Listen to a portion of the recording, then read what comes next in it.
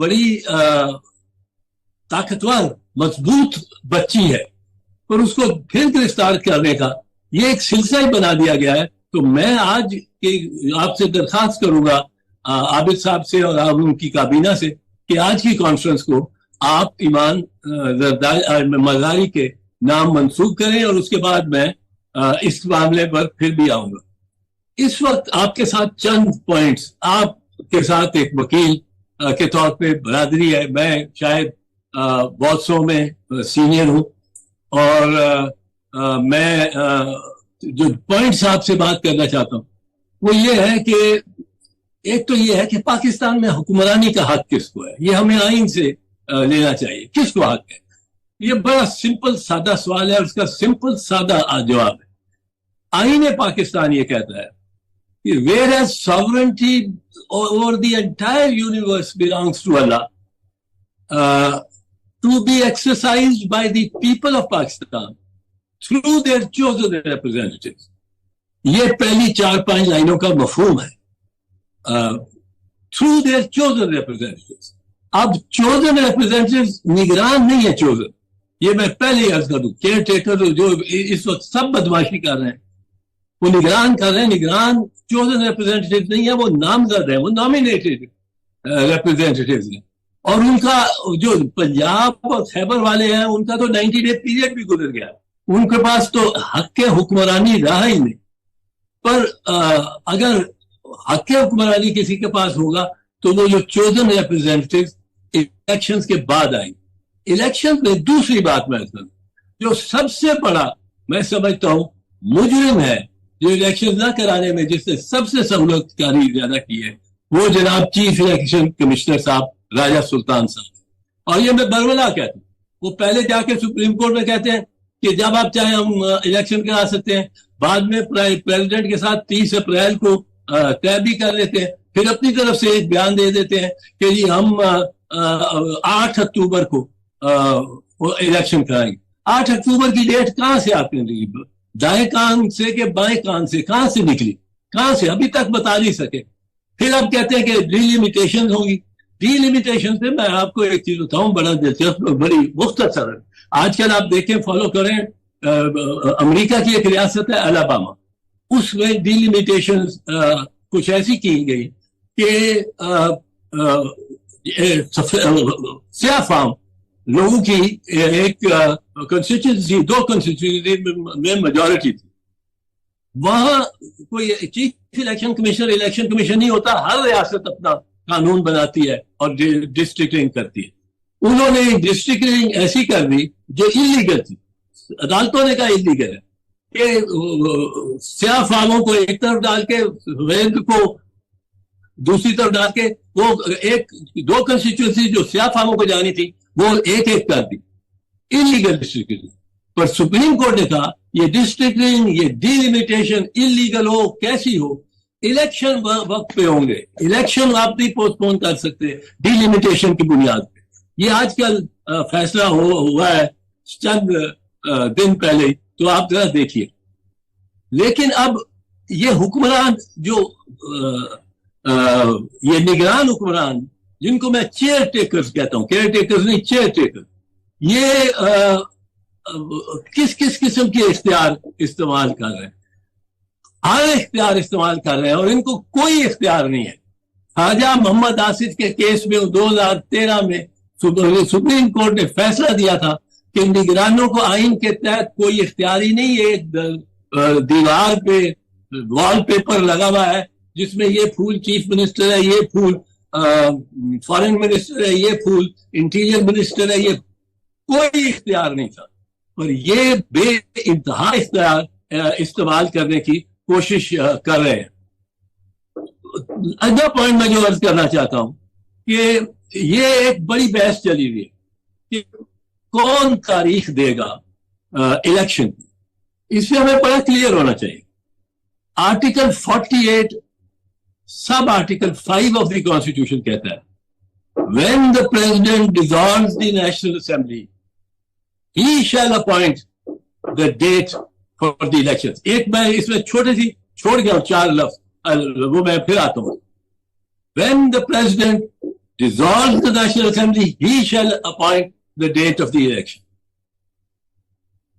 National security committee की दोनों में वजीर आजम उस वक्त पहले में इमरान खान, दूसरे में शहबाज शरीफ, दोनों में आर्मी चीफ, दोनों में इंतहाई इंपॉर्टेंट अफसरान जिस तरह DGISI ये मौजूद है, और दोनों में ये कहा गया है कि अमेरिका से एहतजाज करो, डिमार्च करो, अमेरिका डिमार्च भेजो कि आपने क्यों, आपके एक सिफारतकार ने क्यों कहा है कि अपने वज़ीर आज़म को अगर आप वोट ऑफ कॉन्फिडेंस से हटा देते हैं हम बड़े खुश होंगे, बड़े राजी होंगे, वरना हमारे साथ मुश्किलात होगी।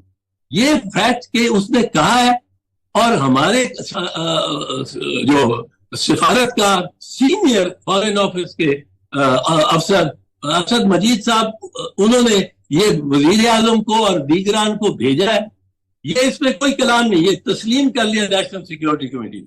अब अगर ये तस्लीम कर लिया जाए कि अमेरिका ने कहा है कि वजीर आजम को हटा दो, अब हम क्या करते हैं? हम अमेरिका को कह रहे हैं कि भाई साहब, आपके गुलामों ने सिर्फ वजीर आजम को हटाया ही नहीं है, सिर्फ हटा नहीं दिया, उसको हमने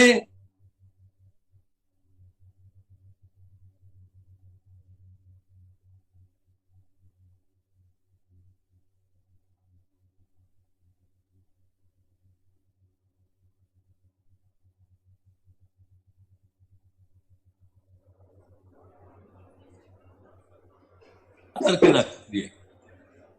अब ये हमें कौन कौन ये और इल्जाम होंगे, जो मर्जी करें, ऐसे मामले से तो पाकिस्तान की अजीमत होती है।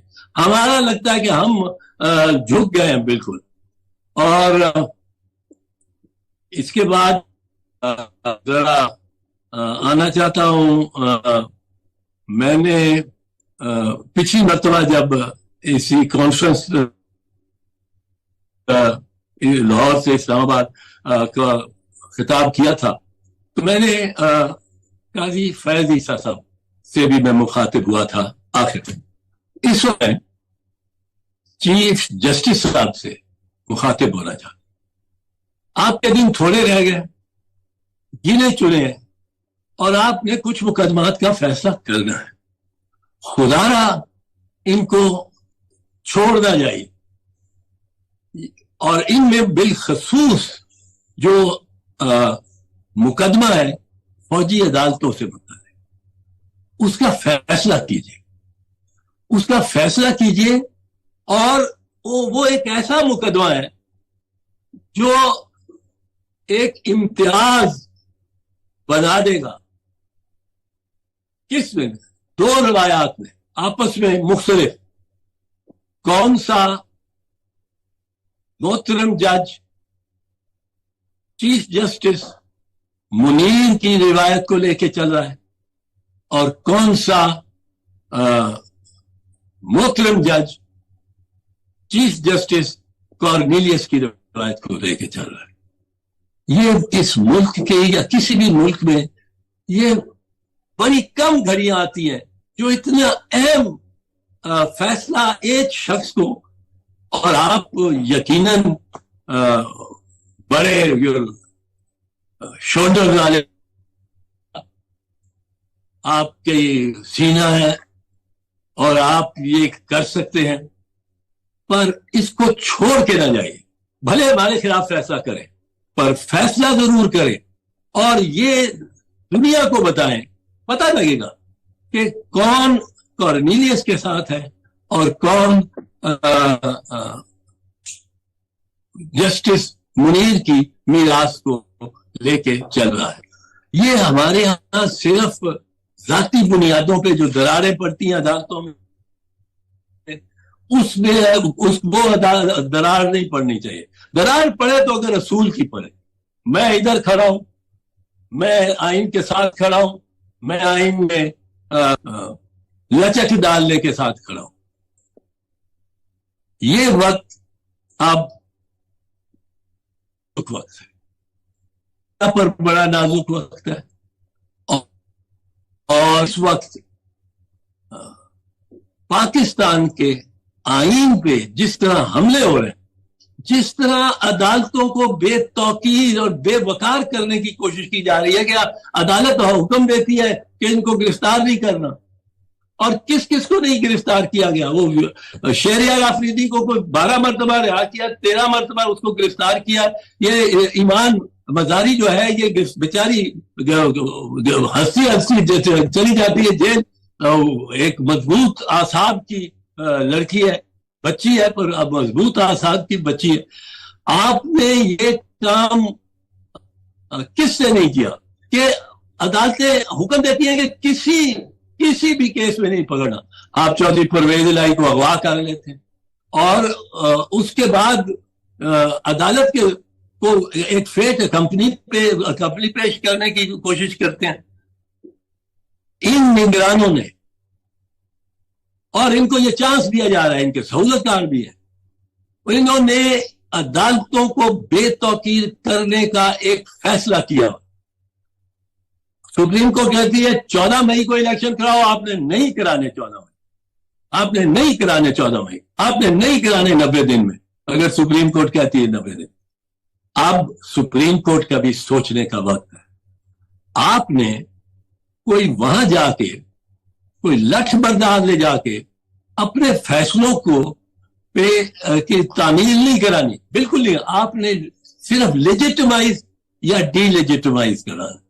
اگر فوجی عدالتوں کو آپ ڈی لیجیٹمائز کر دیں گے، اور میں سمجھتا ہوں جیسے میں نے پہلے عرض کیا کہ فوجی عدالتیں کرنل اور فوجی افسروں کے سے جو مزین ہوں گی وہ عدالت نہیں ہوگی. بہرحال آپ نے صرف لیجیٹمائز یا ڈی لیجیٹمائز کرنا ہے. اس کے بعد آپ پہ کوئی بوجھ نہیں، آپ گھر چلے جائیں، آپ آرام سے سوئیں. آپ کو ہاتھ کوئی نہیں لگا سکے گا اگر آپ نے آپ کارنیلیس کی صف میں کھڑے ہوئے کہ کوئی وہاں رانا بھگوان داس کھڑا تھا. رانا بھگوان داس کو آفر ہوئی کہ آپ چیف جسٹس بن جائیں. وہ جاوید اقبال صاحب جا کے بن گیا چیف جسٹس. انہوں نے کہا میں نہیں بنوں گا چیف جسٹس، سنی چیف جسٹس بنوں گا. دوراب پٹیل اس کو کہا حلف لو، انہوں نے کہا میں نہیں حلف لوں گا. فخر الدین جی ابراہیم یہ اس قبیلے میں آئیں گے تو نام آپ کا سجے گا. بہت شکریہ. خدا حافظ. بہت بہت شکریہ. ہمارے سندھ بار ایسوسی ایشن سے چیئرمین ایگزیکٹو کمیٹی نعیم قریشی صاحب ڈیلیگیشن کے ساتھ تشریف لائے ہیں. ان کے ساتھ اقبال عنایت جتوئی صاحب تشریف لائے ہیں، chairman inter provincial coordination committee Sindh. ان سے درخواست ہے کہ کائنڈلی روسٹر پہ تشریف لائیں اور اپنے خیالات کا اظہار کریں.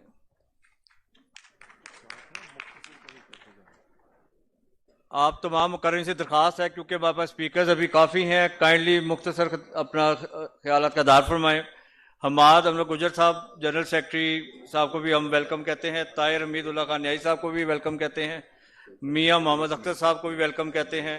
ابو الحسن نورانی صاحب کو بھی ویلکم کہتے ہیں. مصطفیٰ کمال چوہان صاحب کو بھی ویلکم کہتے ہیں.